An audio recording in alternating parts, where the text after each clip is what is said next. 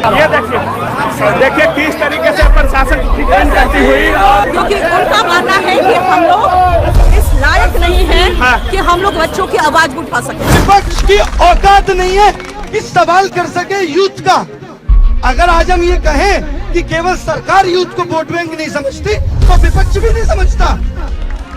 ये सब अनपढ़ है। नमस्कार, मैं हूं दिव्या श्रीवास्तव और आप सभी देख रहे हैं न्यूज जाता। एसएससी सीजीएल विवाद क्या है, कब सुधरेगा हमारा सिस्टम, एसएससी मिस मैनेजमेंट क्यों सड़कों पर है, छात्र और शिक्षक क्यों सड़कों पर धरना प्रदर्शन कर रहे हैं। मैंने 18 घंटे पढ़ाई की, नींद छोड़ी, रिश्ते छोड़े और सिर्फ इसलिए कि एक दिन मेरी नौकरी लगेगी, लेकिन परीक्षा ही रद्द हो गई। एक छात्र जो जंतर मंतर पर रोते हुए यह कह रहा था। दिल्ली चलो के नारे, वायरल वीडियो, शिक्षकों की आंखों में आंसू, सड़कों पर बैठा देश का भविष्य, ये सब एक ही कहानी कहते हैं। एसएससी में गहरी जड़ें जमा चुका कुप्रबंधन और बेरोजगार युवाओं की टूटी उम्मीदें। सोशल मीडिया पर हैशटैग एसएससी मिस मैनेजमेंट सिर्फ एक ट्रेंड नहीं है, ये देश के करोड़ों बेरोजगार युवाओं का सामूहिक रोष है, वो गुस्सा जो अब हद पार कर चुका है। कर्मचारी चयन आयोग एसएससी द्वारा आयोजित चयन पद चरण 13 परीक्षा को लेकर पूरे देश में हजारों छात्र और कोचिंग शिक्षक विरोध कर रहे हैं। और इस बार विरोध सिर्फ लापरवाही पर नहीं है, यह विरोध टूटे हुए भरोसे पर है। क्या हुआ इस बार? एसएससी की चयन पद परीक्षा यानी 24 जुलाई से 1 अगस्त 2025 को लेकर भारी अव्यवस्था सामने आई। आपको मैं बता दूं कि जिस तरीके से हम भारत को विश्व गुरु कहते हैं, क्या ऐसे बनेगा भारत विश्व गुरु? बिना सूचना के परीक्षा रद्द, गलत केंद्रों का आवंटन, system fail, login error, server crash, नए वेंडर की असफलता, कई छात्रों को पता ही नहीं चला कि उनकी परीक्षा है या नहीं। सोचने वाली बात है। छात्र अपने शहर से सैकड़ों किलोमीटर दूर गए, जेब से पैसे खर्च किए, किसी ने मम्मी के निकट, किसी ने खेत बेचकर किराया भरा, लेकिन बदले में क्या मिला? केंद्र में परीक्षा नहीं है, घर लौट जाओ। शिक्षक क्यों सड़कों पर हैं?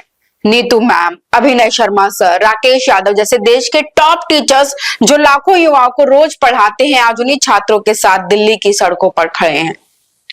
हम सिर्फ टीचर नहीं है, उनके सपनों के गारंटर हैं। आज हमें मजबूत होना पड़ा क्योंकि सिस्टम ने उन्हें धोखा दिया है, ऐसा कहना है नीतू मैम का। उनकी एक आवाज और जो काफी ज्यादा सोशल मीडिया पर वायरल हो रही है, हम छात्रों को दिन रात पढ़ाते हैं, लेकिन जब सिस्टम ही उन्हें धोखा दे दे तो क्या किया जाए, ये भी नीतू मैम ने कहा। एक वीडियो में नीतू मैम की आंखें भर आईं और जब उन्होंने देखा कि पुलिस लड़कियों को धक्का दे रही है, शिक्षकों से बदसलूकी कर रही है और छात्रों को बसों में भरकर जबरन हटाया जा रहा है। यह हमारे देश का हाल है। हम प्रोटेस्ट नहीं कर सकते क्योंकि प्रोटेस्ट करेंगे तो पुलिस के लाठी डंडे भी हमें खाने पड़ेंगे।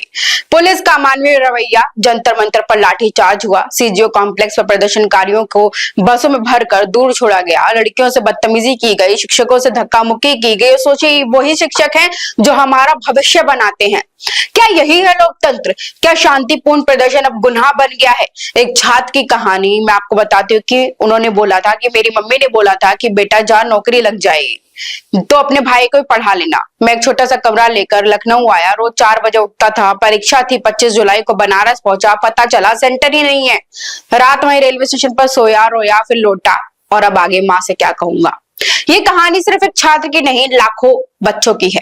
और यही वो वजह है कि आज सोशल मीडिया पर आंसू, गुस्सा और लाचारगी साथ साथ ट्रेंड कर रहे हैं। सरकार और आयोग की चुप्पी, कोई आधिकारिक बयान नहीं है, कोई माफी नहीं है, कोई समाधान नहीं है। क्या सरकार को छात्रों की तकलीफ दिखाई नहीं देती या उनकी आवाज सुनाई नहीं देती? क्या शिक्षा और रोजगार प्राथमिकता ही नहीं रहे? क्या चाहते हैं छात्र और शिक्षक? आपको बता दें कि रद्द परीक्षाओं की नई तिथि तुरंत घोषित हो, जिम्मेदार अधिकारियों और वेंडर पर एक्शन लिया जाए, छात्रों को आर्थिक मुआवजा मिले, परीक्षा प्रक्रिया में ट्रांसपेरेंसी लाई जाए, छात्रों और शिक्षकों के साथ हुई पुलिस बर्बरता की जांच हो।